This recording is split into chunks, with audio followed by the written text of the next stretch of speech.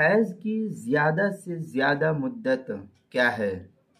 چنانچہ در مختار وغیرہ کے اندر لکھا ہے کہ حیض کی اکثر مدت، زیادہ سے زیادہ مدت، اکثر مدت 10 دن اور 10 رات ہے۔ 10 دن 10 رات شمار کی جاتی ہے۔ اس سے زیادہ جو خون جاری ہے وہ حیض نہیں، وہ استحاضہ کا شمار کیا جائے گا، یعنی کسی عذر یا بیماری کی وجہ سے یہ شمار ہوگا۔ چنانچہ در مختار کی عبارت ہے وَأَكْثَرُهُ عَشَرَ بِعَشَرٍ لَيَالٍ۔ دارقطنی کی روایت نقل کی ہے صاحب فتاوی شامی نے۔